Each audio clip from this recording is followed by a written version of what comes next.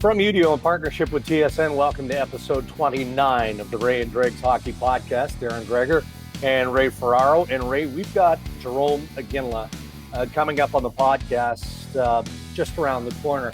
In doing the crack research that we do, of course, you have to drift back to 2010, the gold medal game, Canada, the United States.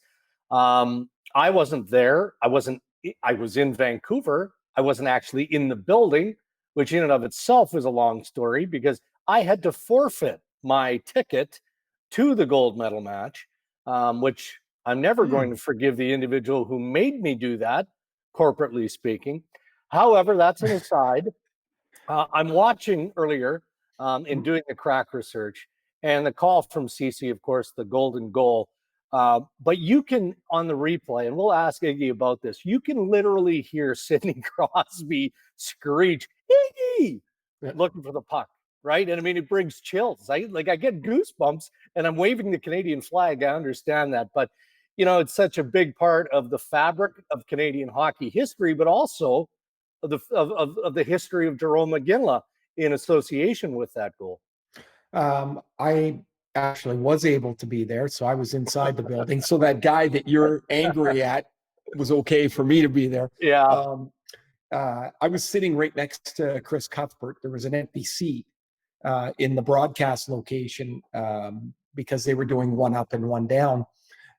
So the analyst chair was empty. So I sat there and the building was so loud. And like, I had never even heard the story of it until a couple of days later, I think, till the audio came out that Iginla, you could clearly hear him yelling for Sid yelling to Iginla for the puck. And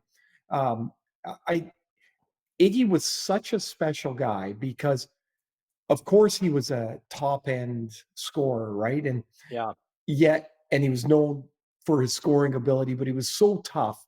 Nobody wanted to play against him physically. And then he was so good, he could shoot the puck. He could play with anybody, play with any style. He was a fantastic player. And that goal will be forever replayed. It doesn't happen without Iginla's play in the corner. No, and look, we'll talk to Iggy on the podcast coming up. I also want to get into the whole toughness side of the game now, because as you say, I mean, Jarome Iginla was a special all-round player among the group of generational power forwards, no doubt about that. And I know you on Overdrive with O-Dog and Noodles and Brian Hayes had a somewhat of a debate, right, over an all-tough team. Yeah. And I'd be interested in Jarome Iginla's view of how the game has changed, you know, based on how he played, how others he played against played, and see if he shared some of the thoughts that you guys presented on Overdrive. Well, like often on that show, we end up down some side road. And so we ended up talking about this brawl in 2006 with Anaheim and Calgary. Yeah. And it started when Craig Berube ran into J.S. Giguère behind the net. And then a guy that I'm really good buddies with, who now does is the color analyst in Winnipeg, is Kevin Sawyer. Right. And Kevin was on Anaheim. So the next shift or a shift later, he flipped the puck down into Calgary zone and ran over Mike Vernon. And man, it was chaos. And right in the middle of it, Iggy and Denny Lambert, who was an old teammate in Atlanta, had an unbelievable scrap. Iggy had him with no gear left by the end of it. It was an unbelievable. So we'll have to ask him about that. He was right in the middle of the thing. Yeah, so many good stories with the Jarome Iginla coming up on the Ray and Dregs Hockey Podcast. We've got Ask Ray and Dregs Anything coming up as well later in the show. I was entertained by the live stream that we did on Twitter and Instagram. Really, it was an extension of Ask Ray and Dregs Anything. And I think we're going to try and do more of that. If you missed it, you can watch it on demand on our Ray and Dregs Twitter and Instagram channels. And we'll let you know when we're up and at it and ready to do another one of those. Also, if you're interested in partnering us with us here on the pod, you can check out our website, rayanddregs.com, and fill out the sponsorship information form there. Some news this week, Ray, and I've talked about it on various radio channels around North America. I know you have as well. And it's an interesting quote from Philip Danault of the Montreal Canadiens. when asked about the restart in the National Hockey League, and what if that means that players are going to have to be away from their families for several weeks, if not months, if you're a playoff team. If you make it to the Stanley Cup final, I mean, if they have to maintain the self-isolation, these players, coaches, management, team personnel, et cetera, are going to be away from their families for up to 3.5 to 4 months. So, Ray, I want you to respond to the quote from Philippe Danault. And here is what Philippe said. Quote, "It really makes no sense in my head to distance myself for 2 months from my kid." Now, he said it in French, doesn't matter, but he said it. And I imagine it makes even less sense for those who would go far in the playoffs, who are on a playoff team right now. If a team goes to the Stanley Cup final, it could be 3 to 4 months. It's inhumane to do that, as far as I'm concerned, but the league has to make a decision. And I imagine the players will have to vote on it. And I'm not sure they'll be in favor of being away from family for 2 to 3 months. I 100% agree. And I give Philippe Danault credit for it because the membership is what, 700 plus? Yeah. So it takes some gonads for one individual player to come out and say what a lot of us have been talking about and thinking for the last several days. He's not wrong. I don't envy anybody having to make that decision for that length of time. Now, so he's talking about a scenario first for himself and the Canadiens who are not going to be in the playoffs, that he would have to isolate. So it's, 10 to 14 days, and then you got a training camp, and then you got he's well over a month anyway for games that aren't going to matter in the standings. However, they all matter in the revenue side of things and the HRR, hockey-related revenue, and which of course trickles all the way down to escrow, which is, the players' big interest in this whole thing. I don't know that I would go as far as calling it inhumane. I mean, there are some things I'd put in that category, and and I'm not gonna. I guess I am nitpicking words there, which is probably not fair. I think the general tone of his comment is what needs to be evaluated, and I would say he's not wrong. Yet those players will all have that decision to make. I mean, they can vote for it, and this is where it gets complicated when you're in a union membership, because I'm part of a union when I was a player, and sometimes you make your vote, and well, not sometimes, you make your vote, and that's just the way it is. You can only do that, right? There's all kinds of players that don't have families. That it would suck terribly, but they'll be like, yeah, I get to go play, and man, being away is going to be terrible. But for a lot of those single guys, maybe they're welcoming the opportunity to go play. The family guys are going to be the ones with the real decision here. I can't. Sorry, Dregs. I can't tell you what. Yeah. My first thought would be, if I were on a team, my first thought would be, yeah, I would go play. But then you'd step back a second and go, wait a minute, I got 2 kids. My wife's got no help. I could be gone 4 months. Oh, it's a huge, huge ask. Yet this is your life. And so your professional life. I don't see any way this becomes easier unless things ease by the time they get into this, going to camp, going to season, going to playoffs. So just as a follow-up to that, because 3-4 months really rolls into 12 months, doesn't it? Right? I mean, so you get done with the Stanley Cup championship, whenever that happens to be. And it could be late September. It could be early October. I mean, there'll be a brief hiatus for the NHL to get the offseason stuff that they need to get done and out of the way. But you can't stop training as a player. And then there's talk about starting next season, perhaps as late as December. And then you're playing your 82-game regular season schedule and handing out the Stanley Cup perhaps as late as next July 2021. I mean, talk about an incredible grind for these NHL players. Yeah, the physical toll would be brutal. I mean, that schedule you lay out, Dregs, just gives you no time to recuperate. You'd have to remember that there are going to be guys injured and banged up and needing time off from that from the season that will end this year before starting, the 2021 season. But I guess you have to look at it like, what is going to seem normal when we're out of this, Dregs? I mean, like nothing's going to be, before you can get on a regular timetable, you're going to have to go through some complicated, compacted scheduling. Like there's no way around that for any of the sports, because nobody wants to lose a season, and everybody wants to lose as few games as possible, right, for revenue that may or may not be there. Obviously, starting late allows the potential for fans to be in the building. The later you start, the better that potential is, whatever the percentage is, whether it goes from 10% to 40%, or, those are just numbers right now. But they certainly don't want to start without fans in the building and, start scraping, just a few fans here and there. They're trying to push it as late as they can to see if there's any improvement by the time that rolls around.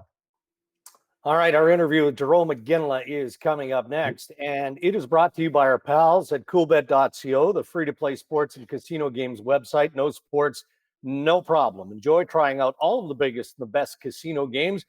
Ray Ferraro loves them all. Roulette, poker, blackjack, even slots. Ray is a big slots type of guy. They're all free to play at coolbet.co. Must be 19 to play. Coolbet reminds you, stay cool and always bet responsibly.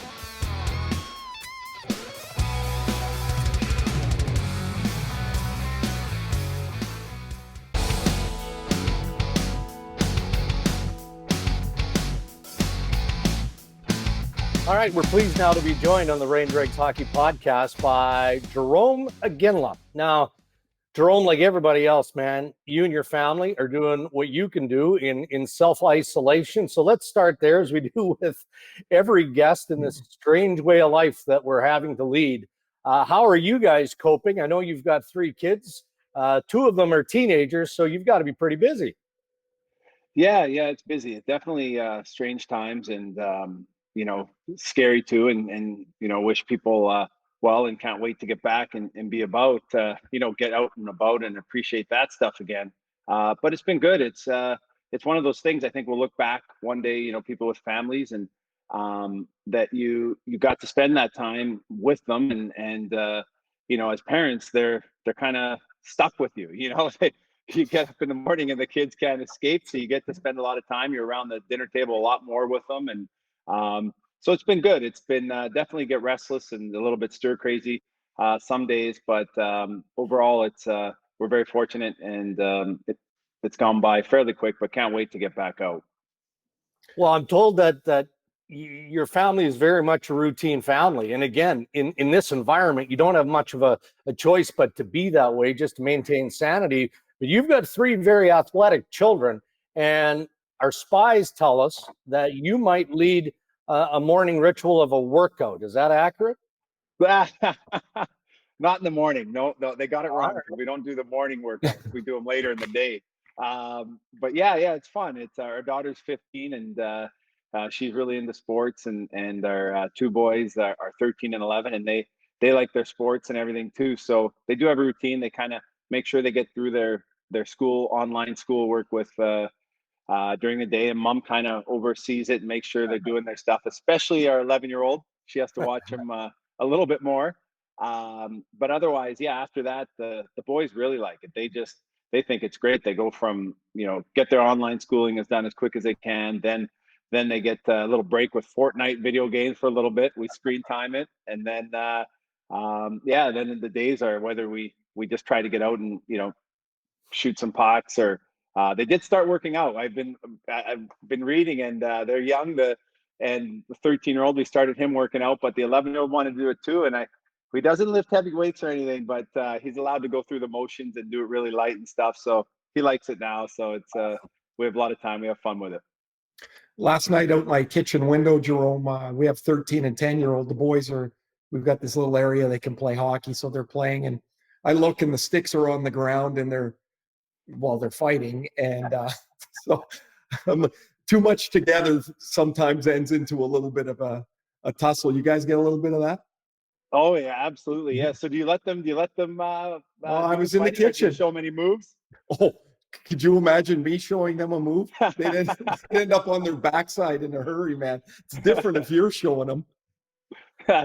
No, it's fun. It's yeah, it's kind of a weird thing with the fighting with hockey, right? Oh, As I loved it growing up, and you know, obviously a little bit playing and stuff, and you know, I love that passion and kind of the art of it too. You know, the trying to learn the moves and everything. I love it now, but now that I'm a parent, I don't want them to fight. You know, my dad didn't like me fighting. I'd be like, Dad, it's fine. It's once in a blue moon. Don't worry about it.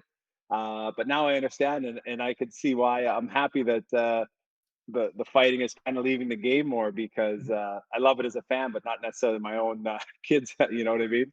do your kids play the relative same style as you, or are they completely different? I mean, because man, you were as power as a power forward was going to be. What are they like? Yeah, it's still pretty early. You know, I kind of grew late, so my kids are kind of the you know, my daughter, yeah, she plays hockey, and she's really into it. She's a little bit more, probably closer to my style, and trying to be, Right. you know, shoot the puck hard, try to get to the net, and she skates well. So she'd be more of that. The boys are still kind of early. I don't know, you know, that we work on the skills and they do their stuff, but um they don't love to hear, you know, you try not to give them too much feedback, and they're their own style.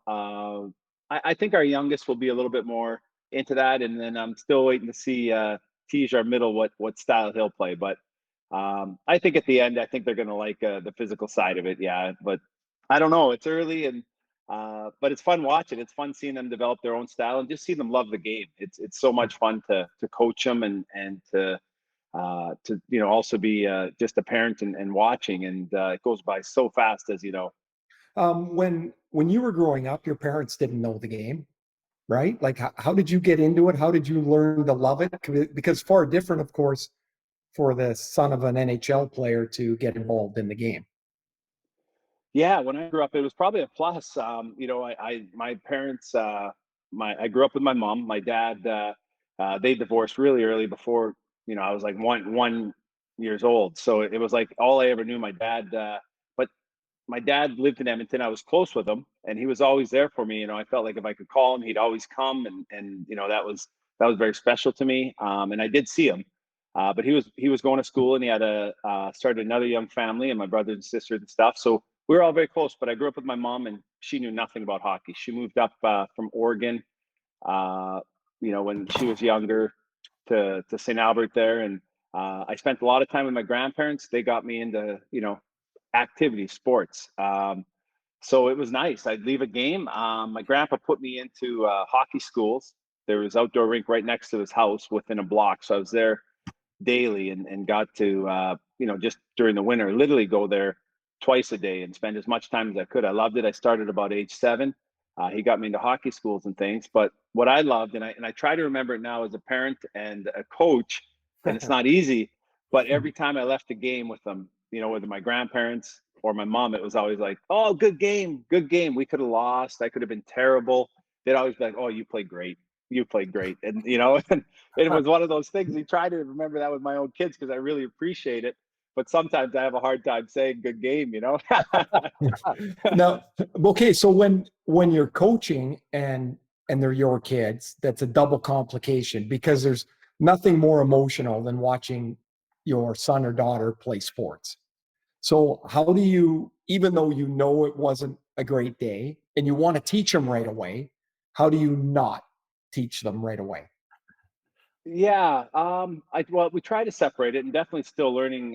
You know, I guess this is my third year coaching the boys fully.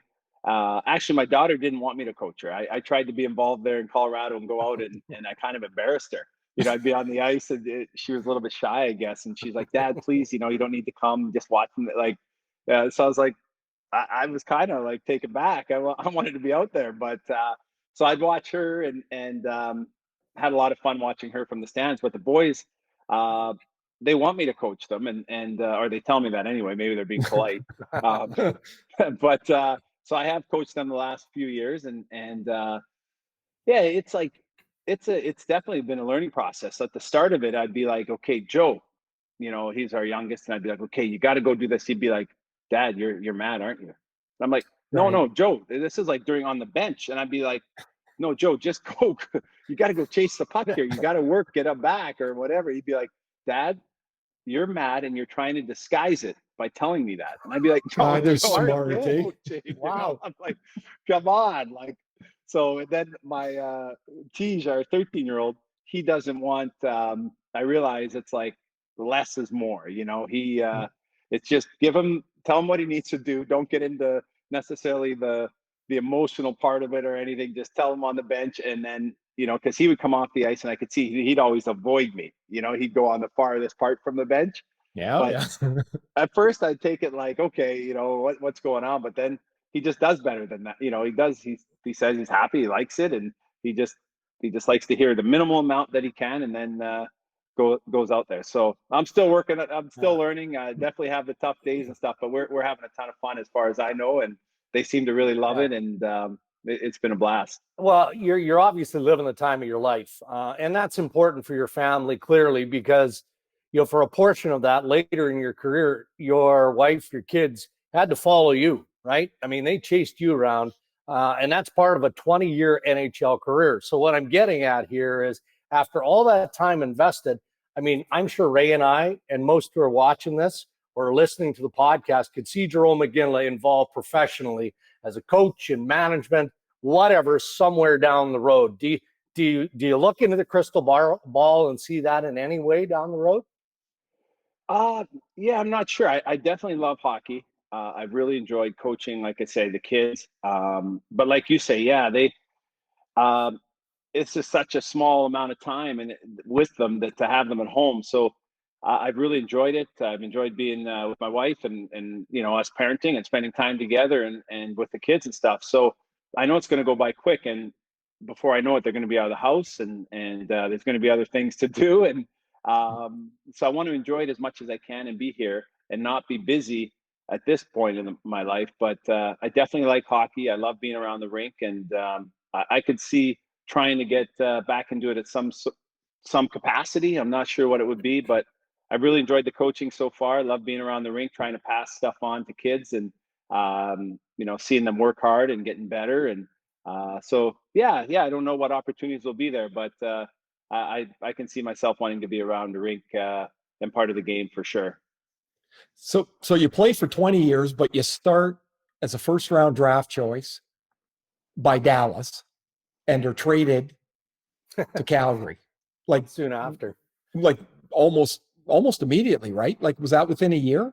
Yeah.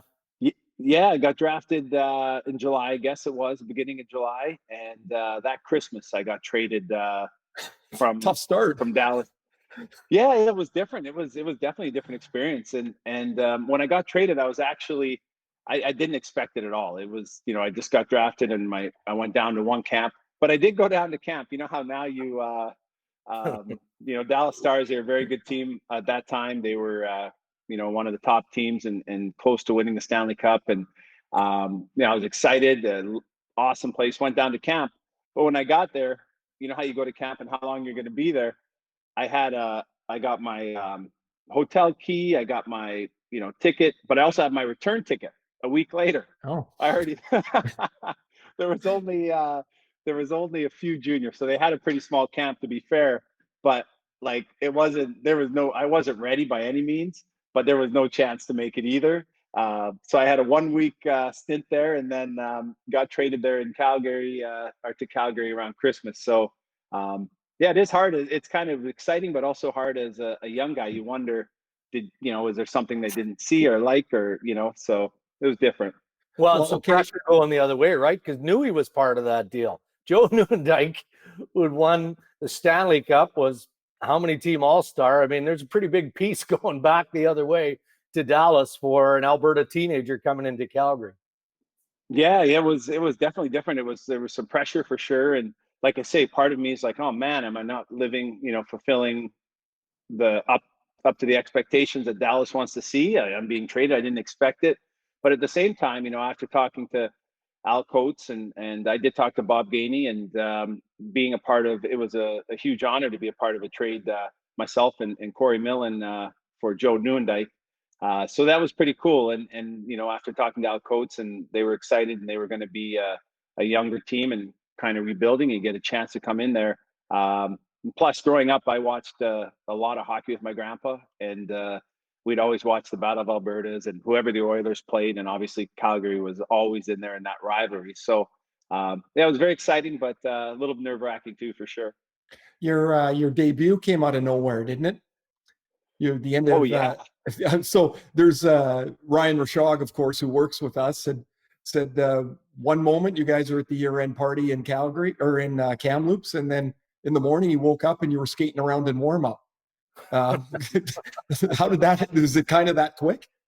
That's a true story. So we were junior, and we had a good team in Kamloops.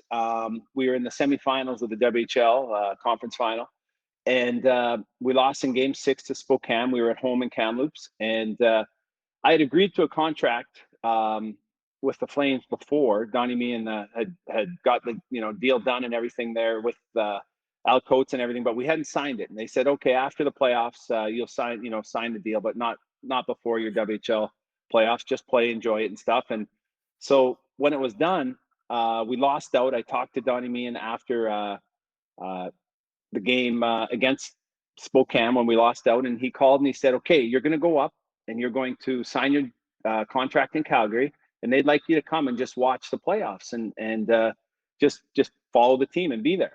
And I thought, awesome. Yeah, this is exciting. Great. And then I was on my way out with the boys, right? We just lost out. I thought, okay, we're going to go.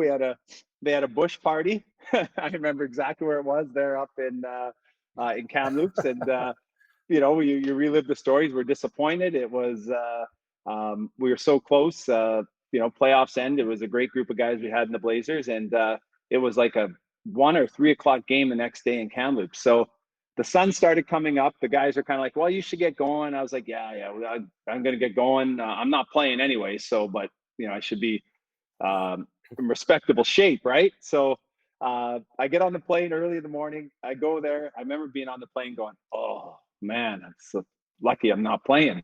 And I get there, and they're like, okay, come sign the deal. So I go to the Al McNeil takes me and Mike Burke, and we go up to the office. I sign the deal, and they go, okay, and you're going to play. I'm like, oh, okay, yeah, right. And it's just adrenaline took over. You're just so excited, but it doesn't end there. So I'm thinking, okay, I'm going to play. How many shifts am I really going to play? I'm so excited. It's going to be my first NHL game. I forget all about last night. I'm not tired anymore. It's like so exciting. Then they go down, and Don Hayes there, he's the assistant coach with Pierre Pagé, and they tell me, okay, you're going to play center. And I'm like, okay, yeah, I played some center. And they go, and you're going to center Theo Fleury and German Titov. I'm like, oh my God, are you like? It's like you can't say no, So I was so pumped. It was so exciting. It was all adrenaline, and it was probably the right way to go, because if I knew I would have been playing, I would have went home.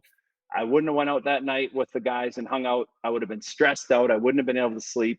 So it was truly like a video game too, where the night before I'm a fan watching these guys on the NHL, and the next day I'm shooting on Eddie Belfour, going in the corners against Chris Chelios, battling against Roenick on draws, playing on a line with Theo Fleury. It was truly a dream come true, and like it was cooler than I could even have imagined, and one of the best moments I've ever had in hockey, and it is that 24 hours. How'd you do? Not bad. It was like I think I held my own, and I didn't feel like, during the game, I didn't feel like my legs were done or anything. It was all adrenaline. It was all first game. It was so exciting. So it wasn't. I mean, you'd say, oh, I should have prepared better and stuff, but it was probably the right way to prepare for the first one, because sometimes I overthink it a little bit. So Iggy was mentioning, the power of your power forward game. You talked about how you like to, how you like to learn to play the tough style and learn how to fight and all that stuff. So yesterday on Overdrive in Toronto, Noodles, your good buddy, Jamie McLennan, and Jeff O'Neill and Brian Hayes. We're talking about somehow they get into the best fighters for each team across Canada. And somebody, probably Noodles, brings up your brawl in 2006 with Anaheim. So Craig Berube runs into Jaguar behind the net. Kevin Sawyer runs over Mike Vernon in your net. And so I'm watching this old grainy video, and there you are with Denny Lambert. And tell us a little bit about the brawl, but your fight with him never ended. He had no equipment left by the end of it, but it was a hell of a fight. But what a crazy game that turned out to be. Yeah, those are some melees back then. That was fun. That was yeah, exactly. I don't even think Berube meant to run into Jaguar. I'll give him the benefit. He was a fun guy to play with, and so it just kind of, and then the game was just kind of, between the benches was ratcheting up a little bit there at home in Calgary. And then honestly, I didn't expect it. I was on the ice at the end of the game, or near the end of the game, and Denny Lambert, Kevin Sawyer, and I was out with Regier, and we were out there, and Kipper, and it was in our zone, and puck drop. This is what I remember. And they kind of just ran Kipper, or Noodle. It was Kipper. No, it was Vernie. It was Mike Vernon. It was Vernie. Sorry, Vernie. They ran him, and they just ran like they. So then it's just, we had to, it's obviously a brawl, but they didn't have one of them. It was either Kevin Sawyer or Danny Lambert didn't have shoulder pads on or elbow pads. They were coming out. That was they were ready. We weren't ready. Yeah, they were ready to go, but we weren't ready. Like it was like I should have been ready, but it was kind of, I guess, a little green in that area. But it was fun. Yeah, it was. Thankfully, that fight, it didn't get too out of hand, but it was chaos. There was fights everywhere. We get thrown out of the game. We're in the dressing room later, but it was like every single guy, they dropped the puck, and the next guys up just felt like they were going to fight, and it got down to two people left on the bench. Or we had one guy, wasn't it, Yuko? I think Noodles told you we had one guy on our bench left. He was just sitting right in the middle of the bench. Right, there was one guy, and your spare goalie was Kay Whitmore, who now works for the NHL. He was sitting down at the end of the bench by himself. There's nobody there. Yep, we had one Finnish player, Jukka Hetinen, that was in the middle, and it was a 3-on-3 on the ice, and we had one player left. It was literally like a movie, It was, but it was neat. Those are the type of things. We had a really cool, fun group of guys to play with, and Noodles was a big part of that. We had a lot of laughs. We really enjoyed our time playing together, and very, very competitive team. And that was kind of when we started getting better, and it was just a really, Regier, Rhett Warner, Noodles, Montador, Berube was there. Like, it was just a neat group of guys that had a ton of fun and a ton of laughs together. And that was one of them. And what was also kind of neat is our crowds weren't that big at that time. We were still rebuilding, trying to get back into the playoffs. And the next time we played Anaheim, completely sold out. And the fans enjoyed that part of the game and that part of the team too. So it was neat, fun times. Nobody got too hurt too, which was most important. Noodles mentioned he had this green leather coat that you wanted really badly. He's so I'll let you tell the story, but when he was telling me, man, I was laughing because I could just see Noodles wearing a coat that was too big and saying, to hell with it. I think it's fine, and I'm not going to get rid of it. Yeah, no, so Noodles, wonderful guy, but style wasn't, he was a little bit behind on the styles, way behind. And have you guys watched the Jordan series out right now? Yeah. Pretty awesome, eh? It's very cool. But if you see those old, those huge suits that they were wearing, you remember Noodles? Back in, like, that was the style back in the mid 90s and stuff. But by the time we played together, it was early 2000s.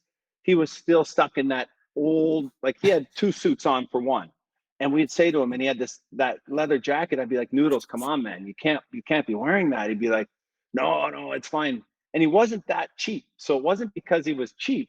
He just was so off on style that it was when he bought this jacket, even the year he bought it, it would have been bad. And this was like 15 years later, you know? So I did, we went out one night. It was at the coat check, you know, I said I'd grab the jackets. We were in Calgary together. I grabbed our jackets and stuff. And I believe I had his jacket. That's how I got it. And I always, every time he wear it, it just drives me nuts. So we're out and I tried to give it, I think we were outside the bar and somebody, homeless guy, maybe, you know, we gave him some money and stuff. And I tried to give him the jacket too.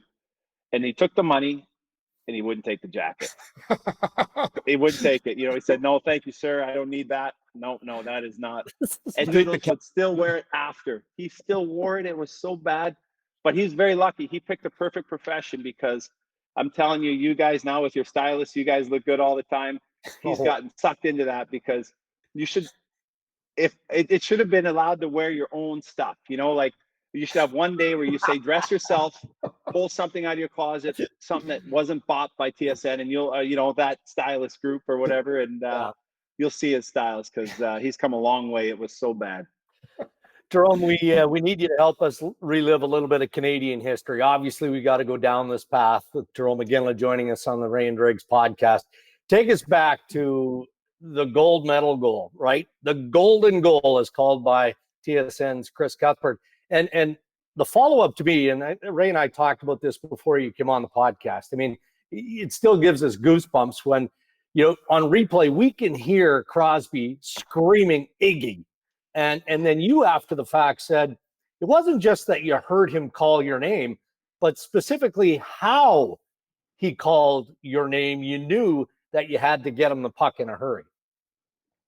Yeah, that was fun. And yeah, playing, and, you know, Ray, as you know, is when you play with certain guys and you're like, hey, I'm coming with you. I'm up on, 3-on-2, coming, you know, dropping it. But there's also a certain time where people have that urgency in their voice where you're like, yeah, right now. And you know, they're open. And I remember that game and going in that overtime. And to be honest, I was very surprised I was going to get a chance to, you know, you're hoping you get to play, but there's only, you know, probably 6 forwards, maybe 8 forwards they go with that get to play. So I was pretty thrilled that I got to play in it and then get to be on the line with Crosby. So you don't want to mess this up. But I got out there 4-on-4. It was dumped in the corner. I went back to get it, kind of tried to make a move, and then he's yelling like Iggy, Iggy. And I thought, oh my God, he's got to be wide open. You know what I mean? Don't, you know, so I kind of dove, tried to get it back into the area. And yeah, it's kind of like it was slow, and I've seen it a bunch of times, but I can also remember it. And I didn't see it go in the net, but you know, he got it off and heard the crowd and everything like that. But yeah, it was awesome. It was one of those that was like being in Pee Wee, you know, where you get to throw your gloves off at the end. We're grown men hugging each other and the crowd, and being in Canada. But yeah, he was a neat guy to get to play with, and he was obviously a great teammate and great player. But as a line mate, he was also very, very good. But I love the way he talked and intense, and I really enjoyed my time getting a chance to play with him there at the Olympics. And but that was, yeah, that pass, it wasn't a very good pass. He grabbed it and he made it look good, but it didn't matter. It was all just about the finish and that it went in. And pretty neat to get to be on the ice though and be a part of that. It was like I say, something that I have a few neat moments that always stand out, and that is definitely one that I felt very blessed for. With the pressure that we felt in the building watching, like, did you feel much of that playing, or were you just like so into it it didn't feel like anything because you're just going along? No, yeah, we felt the pressure. Yeah, I mean, I shouldn't speak for anybody else, but I felt the pressure. You know, it was something that, being that close to a gold medal, giving it up in the last 30 seconds or whatever it was, being the USA team that were playing in the finals, it's something that, you know, as an athlete, you want. I always believe the more that's on the line, the more fun it is. But that's when it turns out the right way too, right?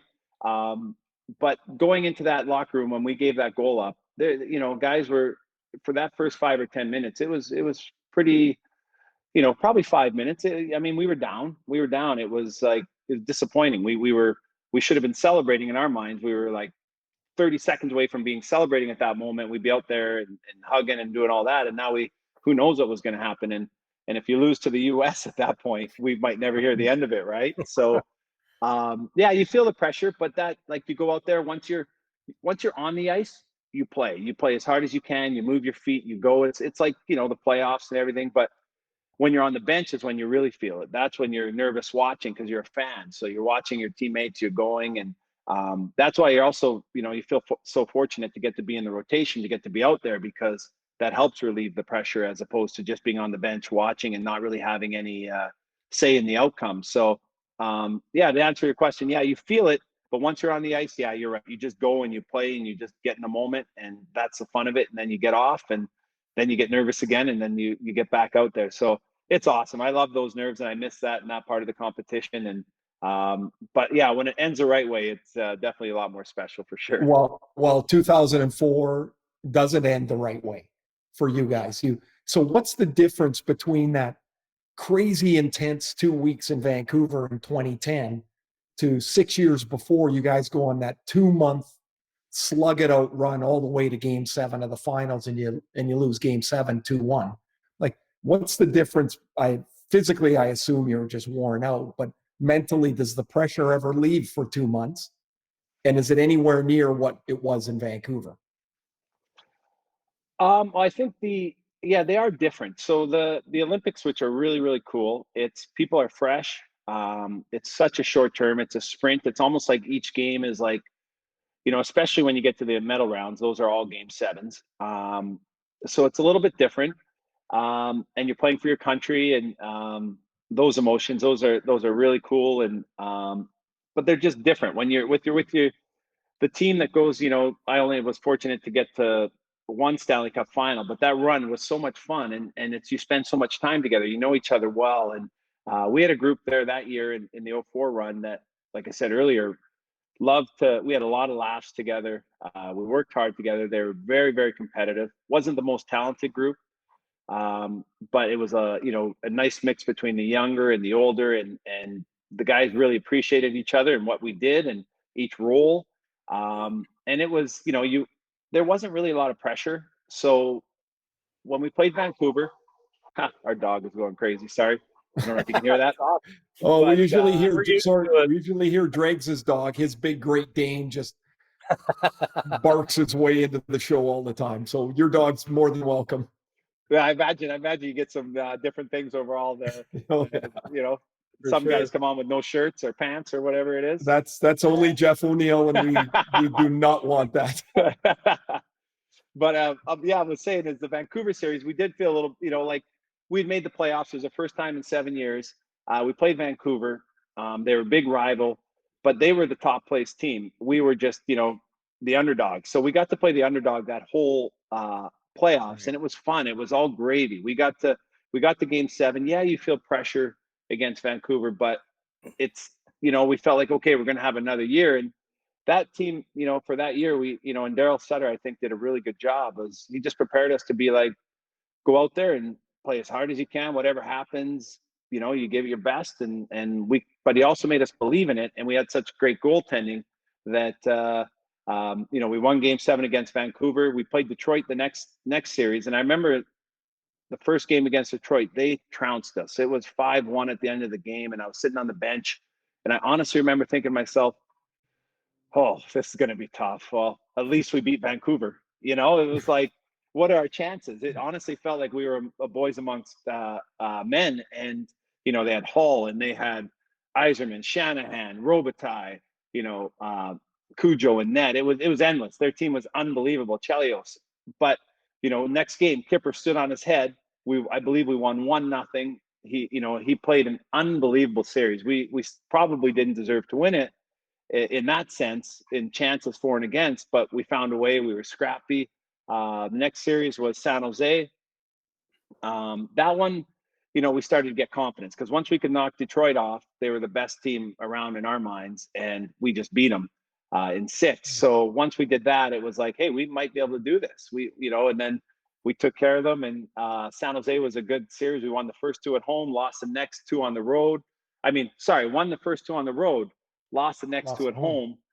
Yeah, and so that was something that was really rare. And but the pressure wise, the guys, we just loved it. It was just fun to play, and that's if you, as an athlete, if you can get to that spot where you just go out and give it your best and not worry about any outcomes, no fear of failure, have fun with it, give it, and it doesn't mean it'll always go well, but you'll probably play close to your best.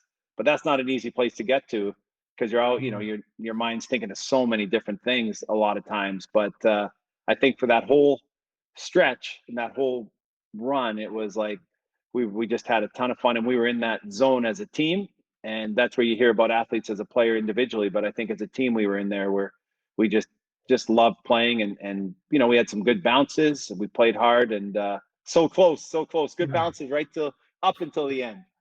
Up until the end. I mean, every great NHL player has disappointments that perhaps they reflect on.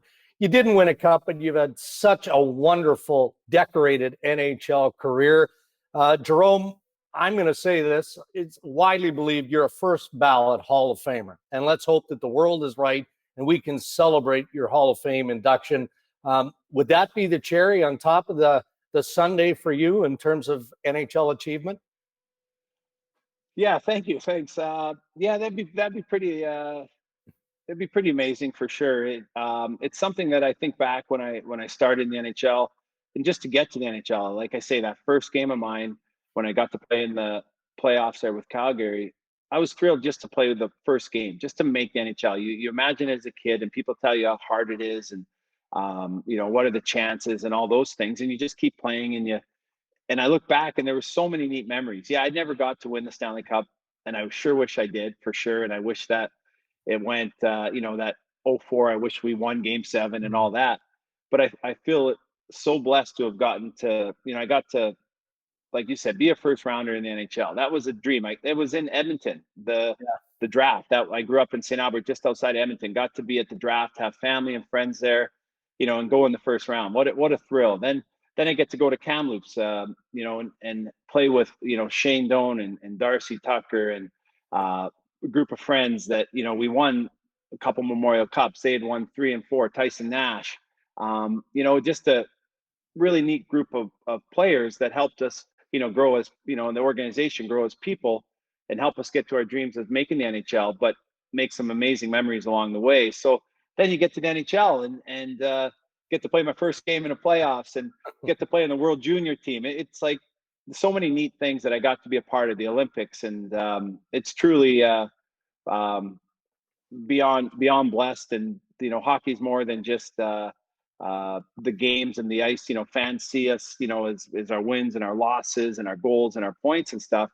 But we're also living our lives and stuff. And I was very blessed to get to live in Calgary, be close to home, and have family and friends come to games and stuff. So I know it's a long answer as a cherry on the cake, but no, there's been so many neat memories and friendships, and it's as fun as people would imagine the NHL is. And I feel like I got to be a part of that, and had a ton of fun and make great memories, and family enjoy it, and kids like hockey now and get to still be a part of it now. So it would be awesome. It is, but whatever happens, I've truly been beyond blessed, and God's been very good to me, and loving it, and hope that there's many more neat hockey memories ahead, and that you guys will want to talk to me now and then. Now again, my phone doesn't ring off the hook anymore.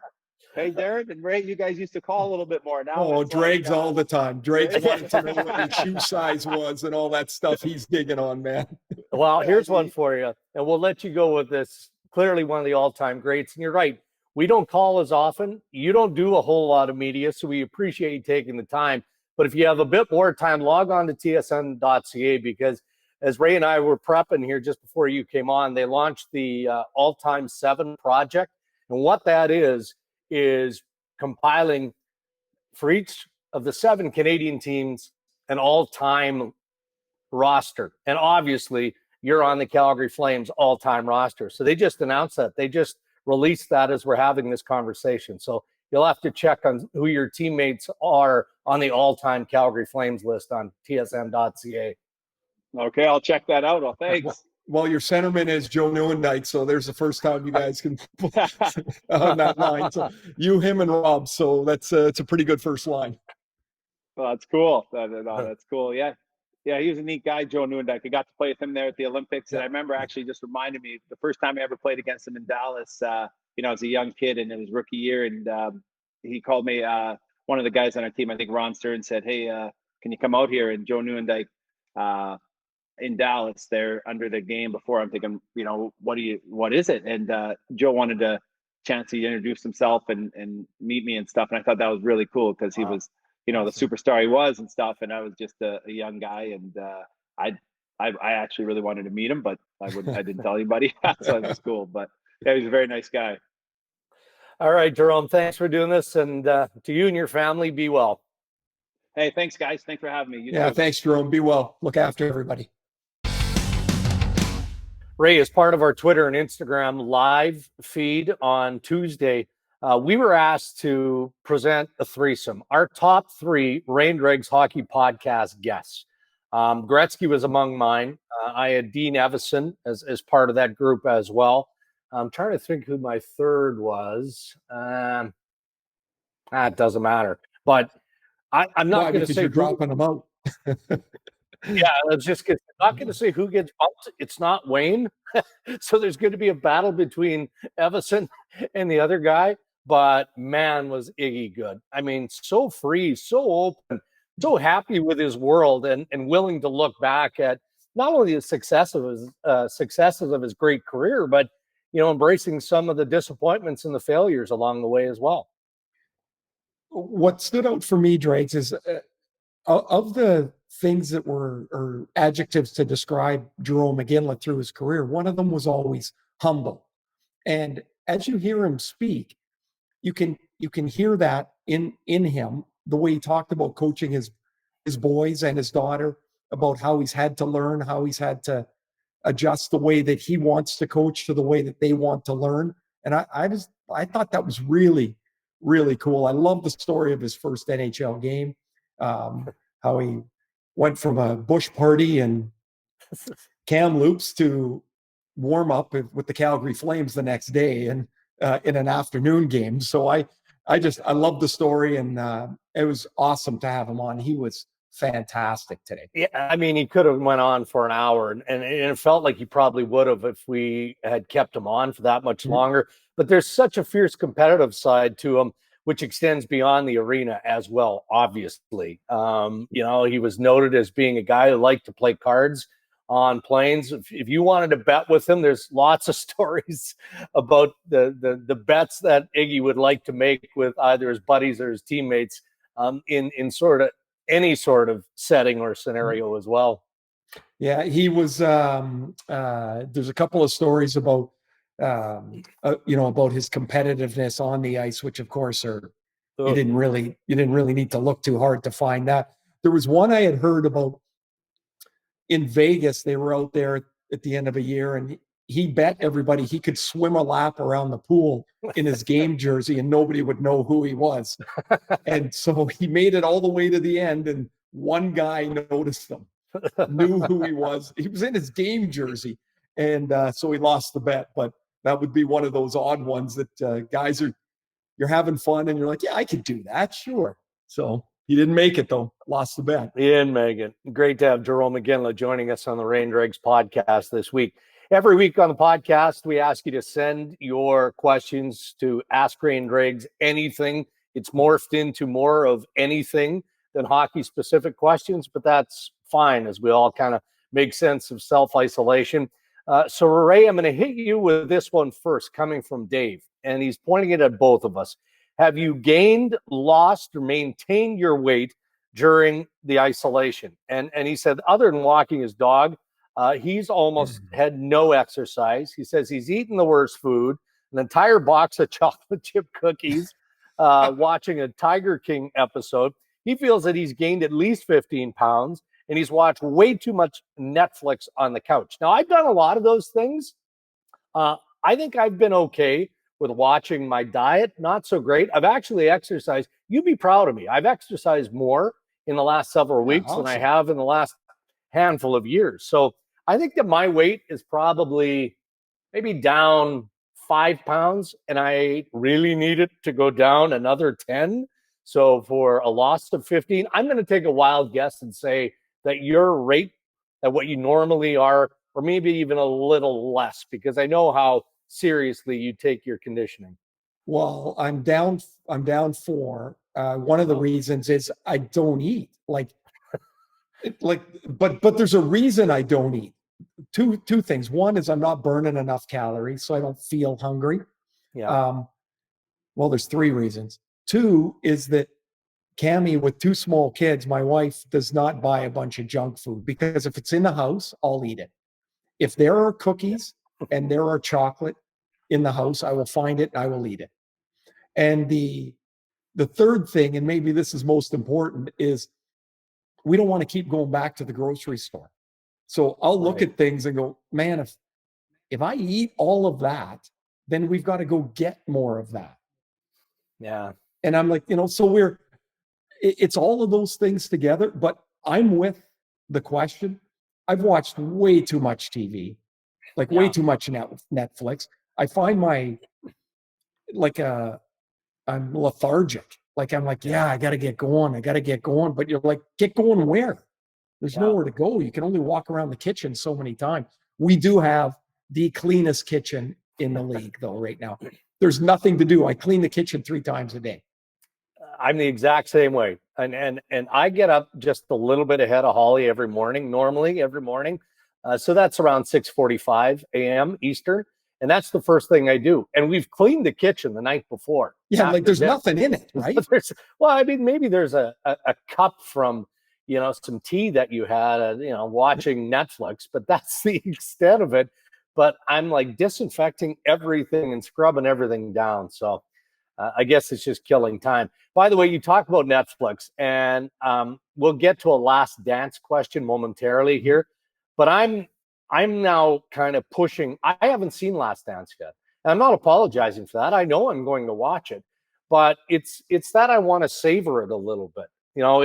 I'm not intrigued like I was with Tiger King. I mean, Tiger King was just shenanigans and craziness.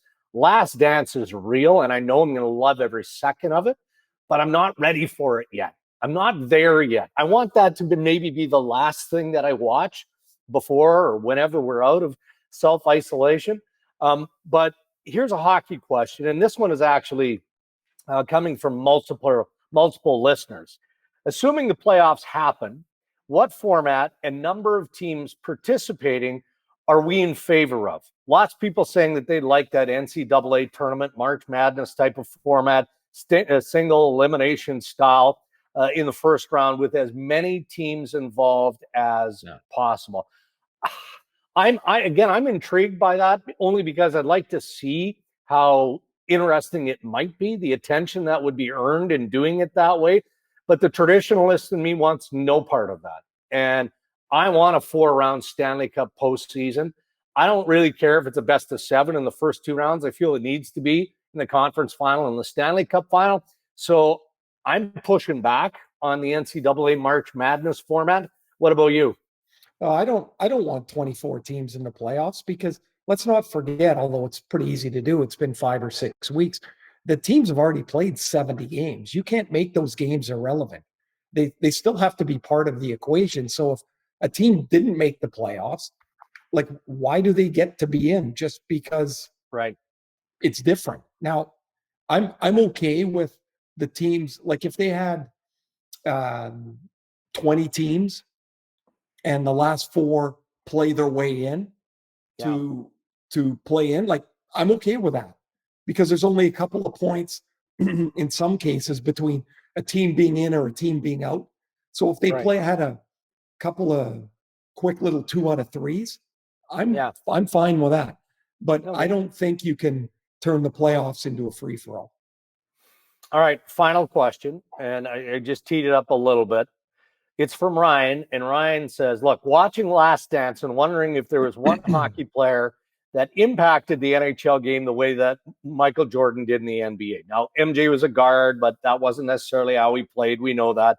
The Bulls triangle offense with Jordan reinvented how it was played. We know that. Would the closest similarity be Bobby Orr, since he redefined how to play defense in a very offensive way? Gretzky, the 4 Stanley Cups, popularized hockey in LA. but he didn't reinvent how the game of hockey was played, according to Ryan. Now, Ryan says the only player in any other sport to have the impact that Michael Jordan had on the NBA would be Tiger Woods in golf. I don't disagree with that, but I'm wondering about the one player in hockey. I'm wondering about that. Maybe we're seeing it. I don't know.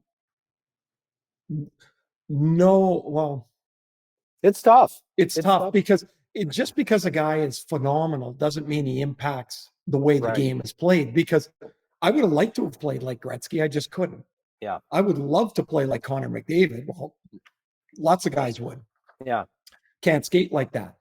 The Bobby Orr, I do agree with, but I would also put Patrick Waugh in that group. Nobody, to my recollection, played the butterfly before Patrick Waugh. Certainly not as the sole focus of how he played. Yeah. Like that, there were guys that dropped to their knees to cover the bottom of the net. But I mean, for Patrick, that was a way of life. And through the Allaire brothers and their teachings and Patrick Waugh's success, that spawned a new way of goaltending. There's no question about it. So I would say Patrick would be one of those players. But Bobby Orr took the way people looked at a defenseman and completely changed. There's no Paul Coffey without Bobby Orr. Right. All right, beautiful. That is Ask Ray and Dregs Anything for episode 29.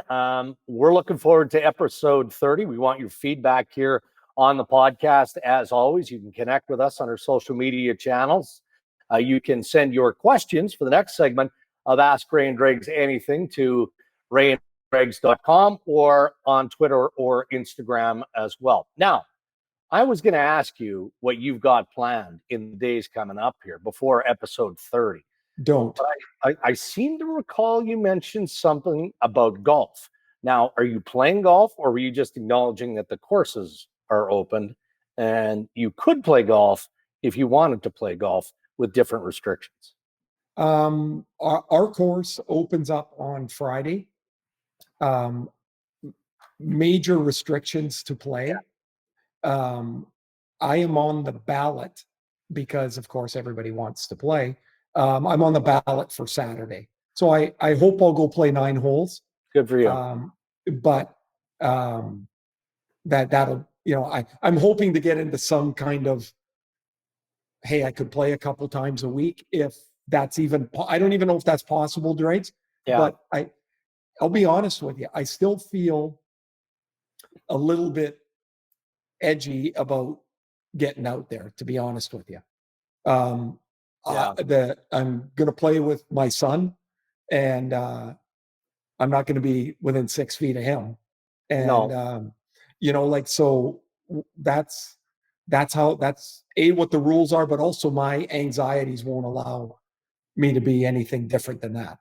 Right. And that's why I'm okay with it, is because I know you, your family, my family, we're conscientious. And I know that we're 100% indebted and supportive of all the frontline and the healthcare workers. And that isn't going to stop anytime soon. So as long as we all do it the right way, and the health authorities in BC and eventually here in Ontario say it's okay to do it as long as you observe these restrictions, then it's a mental break for you and your son and everybody else. Well, here's the thing to remember too, is that it's not like, okay, so we go back to play golf and that means it can never be rescinded, right? Right. So if, like in Germany, I just read this morning that they've eased restrictions and they've had more infections the last couple of days so that's what scares me. They have a meeting on May 6th, their parliament, and Germany would be a country that you would look at as everybody has talked about having success. And so they may try it and then it may not work. And then you got to go backwards again. And I don't know, but our health authorities will be doing the same thing. For sure. Well, just know this, and I can't leave episode 29 without a bit of a shot here, okay? Shocker. You said 9 holes. Yeah. If you're 1 under after 9 holes and you stop playing, it doesn't count.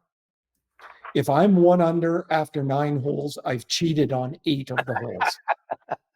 I'm not so sure. I know it would be your first time out there, but isn't that how it often goes? You know, I played Spanish Bay in December with Pierre LeBrun. And I was like low 80s, and I hadn't played in like 4 months. It's just, So you don't here's the other thing, Dregs. You can't hit any balls, right? The driving range is closed. You can't practice putt. You literally get out of your car and walk to the first tee, take a sit. You can't, there can only be one group on the first tee. Like you literally walk from your car to the course. I'm hoping to get the ball in the air a couple of times. I mean, I have whatever low expectations are, I've got them. Well, all right. Well, I'm glad to hear that you're going to get the opportunity. Hopefully you enjoy it. I'm sure you will. Spend some time with your family, and we'll reconnect. Well, we're taping this on Wednesday, so we've got another thing to do for Sports Center on Friday, and we'll let all of our podcast listeners know what's coming up in episode 30. So you be well, my friend, and best to your family. Yep. Same to you, Dregs. Everybody be well, and keep following along whatever your health authorities are telling you to do. Excellent. Thanks, Ray. We want to continue to give shout outs over the coming weeks to some of our great partners on the podcast as well, who are stepping up in a big way to help communities fight against COVID-19, including our friends at indigo.ca. With school closed due to COVID-19, many children in high needs communities across Canada have lost access to books through their school library. So the Indigo Love of Reading Community Response Fund made a commitment of $1 million in funding for books to support Canadian families in need during this difficult time.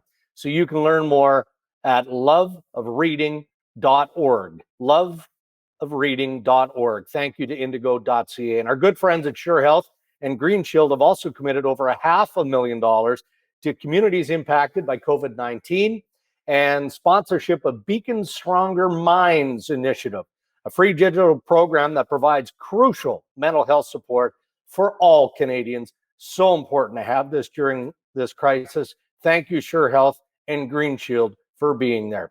Thank you to Aaron the Tech Johnson for producing the Ray and Dregs Hockey Podcast. And always a big thank you to Tony Ferraro for providing the music you hear each week on Ray and Dregs. Episode 30 will drop next week. Thanks for tuning in to episode 29.